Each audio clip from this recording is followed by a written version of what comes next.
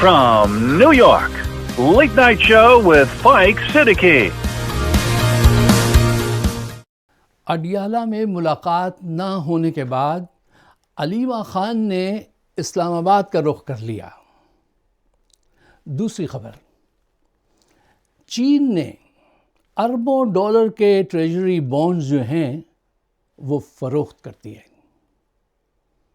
یہ پاکستانی امریکنز جو ہیں ان کو اس خبر کو ضرور dig out the story by yourself, اور اس کو ذرا تفصیل سے پڑھیے کہ برکس کی جو ممالک ہیں اور جو لوگ ڈالر کو ڈیفیٹ دینا چاہتے ہیں، اگر وہ ایسا کرنے میں کامیاب ہو گئے تو امریکہ کی معیشت جو ہے اس کو ناقابل یقین حد تک نقصان پہنچے گا۔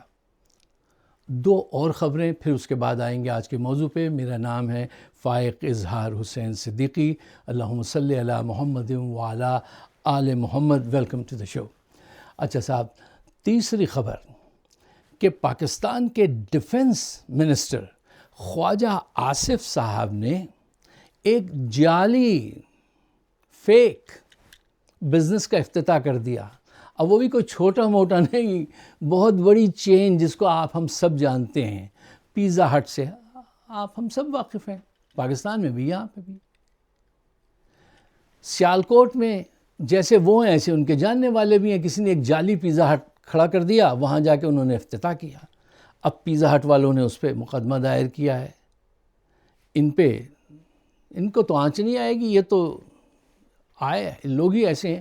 اچھا، اب آپ یہ دیکھیے، یہ صاحب جو ہیں آصف صاحب، میں نے ان کی ویڈیو دیکھی تھی الیکشن سے پہلے، یہ اپنی کیمپین چلا رہے تھے تو ایک سٹور پہ پہنچے، ایک بیکری پہ، اور اس کے مالک سے یہ کہہ رہے تھے، یہ ویڈیو میں نے پوری خود دیکھی، اس سے کہہ رہے تھے تم ہمیں سپورٹ کرو، ووٹ دو، اور تم جو بھی کام بولو گے جائز یا ناجائز میں اس کو مکمل کر کے تمہیں دوں گا۔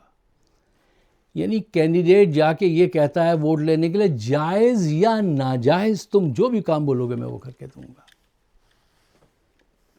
چوتھی خبر، مریم نواز نے اپنے بیٹے کی شادی میں جو جوڑا پہنا تھا وہ 3 روزہ تقریبات میں، اس کی قیمت بتائی جا رہی ہے 48 لاکھ سے 50 لاکھ روپے، اور جو نیکلس انہوں نے پہنا تھا پولکی ڈائمنڈز کا، اس کی قیمت کروڑوں میں نہیں، وہ انکٹ ہیرے ہوتے ہیں، ایکچولی اربوں میں ہے۔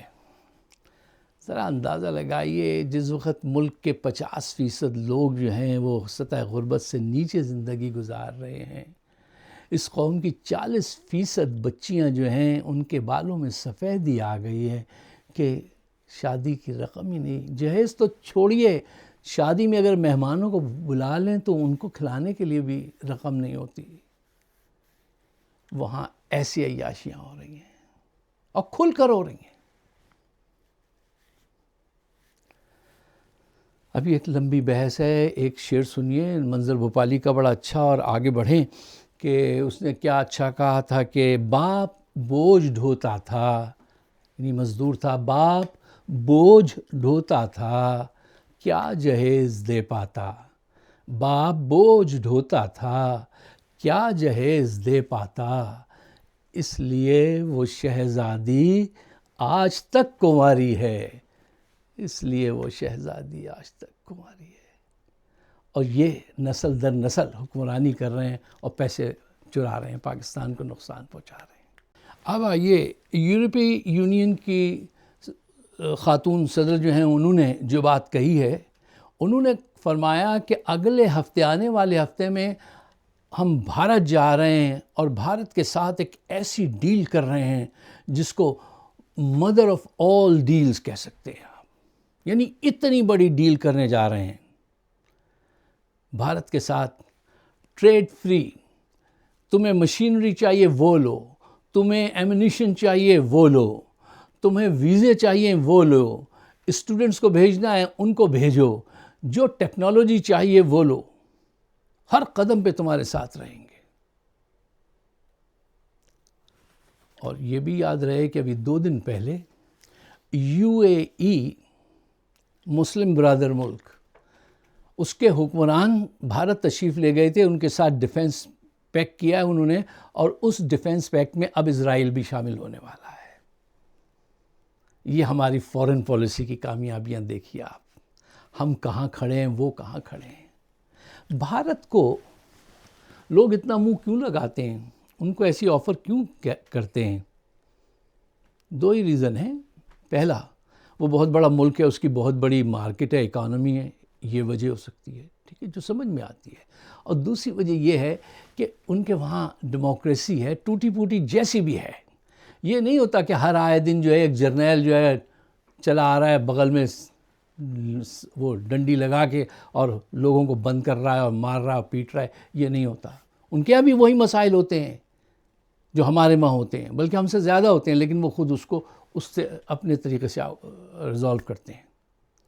ان کا جب آرمی چیف ریٹائر ہوا تو وہ کہاں گیا؟ 3 کمروں کے فلیٹ میں. اس کے پاس سے کتنے پیسے نکلے؟ 6 یا 9 لاکھ روپے. ہمارا باجوہ جب ریٹائر ہوا تو 12 ارب روپے نکلے. ہمارا کیانی ریٹائر ہوا تو سنا ہے آئی لینڈ خرید لیا. ہمارا وہ میرا فیوریٹ تھا, وہ بالکل نظروں سے گر کے اس کا بت پاش ہو گیا. کیا نام تھا اس کا؟ راحیل شریف. پتہ نہیں کتنے 100 ایکڑ زمین ہتھیا کے پھر وہ ریٹائر ہوئے ہیں. یار یہ ان کے باپ کا ملک ہے, یہ جو جی چاہے لوٹے, جیسے جی چاہے لوٹے. 78 سال سے تو یہی دیکھتے آ رہے ہیں, باہر والے بھی دیکھ رہے ہیں. تو وہ آپ کس بات پہ عزت کریں گے, اور کیوں عزت کریں؟ آپ عزت کے لائق ہیں. عزت ڈیمانڈ نہیں کی جاتی, عزت ارن کی جاتی ہے. اچھا 1 منٹ کو اس بات پہ غور کیجئے. دیکھیے پاکستان پوری دنیا میں ہمیشہ خبروں میں کیوں رہتا ہے؟ اس سائز کے بہت سارے ملک ہیں, ارجنٹینا ہے, فلاں ہیں, پاکستانی کیوں رہتا ہے؟ اس کی وجہ کیا ہے کہ دیکھیے ہم دنیا کے پریشر پوائنٹس پہ بیٹھے ہوئے ہیں. اپنی اہمیت تو سمجھو. وہ کبھی ڈسکس کرتا ہے کوئی؟ تمہارے پاس انڈس سی, یہ ہے عربین سی, اور یہ بہت قریب ہے اس کے اسٹریٹ آف ہارمز کے, جہاں سے دنیا کی وہ ٹریڈ ہوتی ہے, ٹھیک ہے نا. تمہارے پاس گوادر پورٹ, تمہارے پاس قاسم پورٹ, تمہارے پاس پورا کراچی, ٹھیک ہے نا. کیا کچھ تمہارے پاس ہے. تمہارے پاس دنیا کی 4تھی ذہین ترین قوم. یہ یورپین سروے ہے میرا یا پاکستان کسی کا نہیں ہے, کہ دنیا کی 4تھی ذہین ترین قوم تم ہو. تمہارے 60% جو پاپولیشن ہے وہ انڈر 30 ایئرس ہے. تمہاری قوت اتنی ہے, تمہاری ذہانت اتنی ہے. لیکن چونکہ تمہارے حکمران جو ہیں وہ چور ہوتے ہیں, ہمیشہ غاصب اور ظالم ہوتے ہیں, اس لیے تمہارا کوئی مقام نہیں ہے. ضروری ہے کہ ان سے جان چھڑائی جائے. دیکھیے صاحب, ذل الہی کو جا کر سمجھائیے کہ وقت کا پہیہ بہت تیزی سے گھوم رہا ہے. ایک دوست کل اعتراض کر رہے تھے کہ یار یہ آپ ان کو ذل الہی مت کہا کیجئے. یار ہم سے بدتمیزی ہوتی نہیں تو کہیں گے وہ کیوں آپ ذل الہی کہتے ہیں. میں نے کہا ذرا پچھلی تاریخ بھی یاد آ جاتی ہے ان دنوں کی, مطلب وہ دور بھی ذرا یاد آ جاتا, اچھا لگتا ہے ذل الہی کہنا. اور بہرحال ان کے سارے ظلم اور اس کو میں جانتا ہوں, اس کو میں ہمیشہ کنڈیم کرتا ہوں, لیکن ذرا تھوڑا سا پوک کرتا ہوں, تو ذرا تھوڑا پولائٹلی پوک کیجئے. اچھا آئیے دیکھیے, ان کو جا کے سمجھائیے کہ آپ موجودہ دور کے مسائل جو ہے نا وہ دور بادشاہت کی نگاہ سے مت دیکھیے, اتنے ڈم مت بنیے. آج کے مسائل پرانے طریقوں سے حل نہیں ہوں گے. جس طرح آج کے دور کے جو لاک ہیں نا, لگاتے ہیں آپ دروازوں میں تالے, وہ پرانے دور کی کنجیوں سے کھولنے کی کوشش مت کیجیے, وہ نہیں کھلیں گے. میں اکثر کہتا ہوں حضور یہ وہ دنیا نہیں ہے جس میں آپ پیدا ہوئے تھے. بدل چکی ہے یہ دنیا, بدل چکی ہے. آپ اس بات کو کیوں نہیں سمجھتے؟ کیا آپ دیکھ نہیں سکتے کہ آپ کے اطراف میں کتنے چور حکمران ہیں, اور چور لوگوں کو آپ نے حکمران بنایا ہوا ہے؟ کیا تم دیکھ نہیں سکتے کہ تمہارے ساتھ کون کھڑا ہے؟ تمہارے ساتھ وہ لوگ کھڑے ہیں جو تمہارے ایگو کی مالش کرتے ہیں, اور وہ چاہتے ہیں تم اسی میں الجھے رہو, کیونکہ ان کی بقا اسی میں ہے. یہ تمہیں گائیڈ نہیں کرتے, یہ تمہیں مینج کرتے ہیں. حقیقت یہی ہے.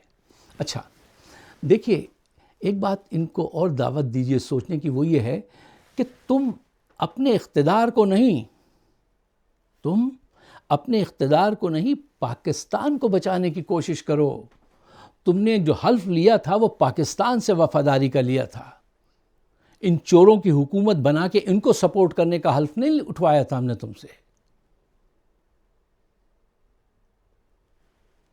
ہمارے وہاں جرنیلوں کی جو ناکامی ہے نا، تمام جرنیلوں کی، وہ ایک ہے، سب میں کامن ہے. وہ کیا ہے مجھے بتائیے؟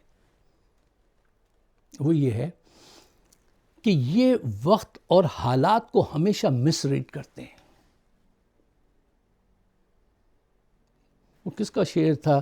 تاریخ کے اوراق نے یہ جبر بھی دیکھا ہے، لمحوں نے خطا کی تھی صدیوں نے سزا پائی.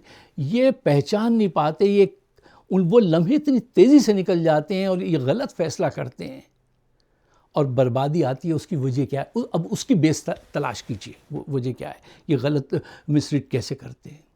ان کا جو سوچ ہوتی ہے نا ایک جرنیل کی، قوت کی نگاہ سے ہر چیز کو دیکھا جاتا ہے. ہر چیز قوت تھے. اس کو مار دو، پیٹ دو، ننگا کر دو، یہ کروا دو، وہ کروا دو، لٹوا دو. یار یہ سلوشن ہے؟ یہ پرابلم ہے. ان کو وہ سلوشن لا کے دیتے ہیں ان کے قریب کے لوگ جو پرابلم کو حل کرنے کے بجائے اس سے بھی بڑا پرابلم ثابت ہوتے ہیں. اور یہ خود ان کی سوچ جو ہے وہ ایک بہت بڑا مسئلہ ہے. وہ کیا ہے؟ یہ غلط فیصلہ کیوں کر پاتے ہیں؟ کیوں کرتے ہیں؟ یہ چیزوں کو ویسے دیکھتے ہیں جیسی یہ دیکھنا چاہتے ہیں، ویسے نہیں دیکھتے جیسی وہ حقیقت میں ہیں. فار ایگزامپل، یہ ڈیوائس ہے، اس کا رنگ بلیک کالا ہے، نہیں یہ ریڈ ہے، اور اگر نہیں ہے تو ہم مار مار کے ریڈ کر دیں گے. تم کتنا بھی مارو، یہ بلیک کلر ہے، یہ بلیک ہی رہے گا. کیوں نہیں سمجھتے تم یہ بات؟ تمہاری قوت کو کوئی لیجیٹیمیٹ نہیں مانتا. یہ قوتیں بھی جو تمہیں یوز کر رہی ہیں، کسی بھی دن تمہیں یہ تانا دے کے باہر اٹھا کے پھینکیں گی کہ تم کوئی سرٹیفائڈ، کوئی ایسے لوگ تھوڑی ہو کہ جو لیجیٹیمیٹ ہو حکومت کرنے کے لیے. تمہاری کیا حیثیت ہے؟ کچھ بھی نہیں. یہ اس بات کو نہیں سمجھتے. دیکھو، یہ کبھی بھی اچھے لیڈر نہیں ہو سکتے. اس کی وجہ یہ ہے کہ جو اچھا لیڈر ہوتا ہے وہ حالات کے پلس پر ہاتھ رکھ کے آنے والے دنوں کا سراغ لگا لیتا ہے اور اس کے حساب سے ڈیسیجن کرتا ہے، سوچتا ہے. فار ایگزامپل، کل بھی میں نے آپ سے ایک بات آپ کے سامنے رکھی تھی کہ ایک اچھا پولیٹیشین، ایک اچھا حکمران، معاف کیجیے گا یہ اکثر گڑبڑ کر دیتا ہے. کیا کہہ رہا تھا میں آپ سے؟ ایک اچھا حکمران، ایک اچھا دماغ، ایک اچھا پولیٹیشین، وہ یہ نہیں دیکھتا پچھلا اسٹیپ، لاسٹ اسٹیپ کیا تھا، وہ کہتا ہے نیکسٹ اسٹیپ کیا ہوگا. لاسٹ اسٹیپ میں جو نقصان کیا، جو غلطی کی، اس کو دیکھ کے راہ پکڑنی، عقل لینی ہے، اور اس سے زیادہ توجہ اب نیکسٹ اسٹیپ پر کرنی ہے کہ وہ غلط نہ ہو جائے. جو غلطی ہو گئی اس کو جاؤ کریکٹ کرنا، لیکن اگلا اس سے بھی بڑا چیلنج ہوتا ہے. یہ اس سوچ سے محروم ہوتے ہیں. ان کے ارد گرد وہ لوگ نہیں ہیں کہ جن کو تاریخی تجربہ ہو، یا جو اس دماغ کے لوگ ہوں کہ جو سلوشن اورینٹڈ ہوں، جو قوم کو آگے بڑھنے والے دماغ ہوں. ان کے پاس تو وہ لوگ ہوتے ہیں جن کو دیمک لگ چکی ہے، کرپٹ دماغ ہیں سب کے، ذاتی مفاد والے لوگ ہیں، جو اگر ان کی سوچ ایسی ہی ناکارہ ہوتی ہے، وہ ان کو ایسے ہی ناکارہ باتیں آ کے سمجھاتے ہیں ہر چیز ٹھیک ہے.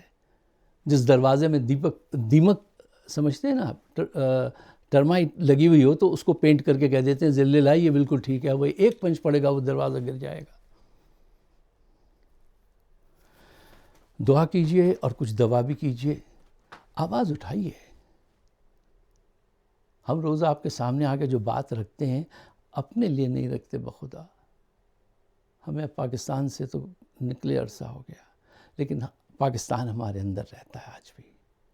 اپنے خیالات سے نوازیے گا. ہمارے گرد بڑی انہوں نے وہ لگا رکھی ہیں والز، تو اس کو آپ شیئر بھی کیجئے اور دوستوں سے بھی کہیے کہ سبسکرائب کریں. آپ سب کا بہت بہت شکریہ. خدا حافظ.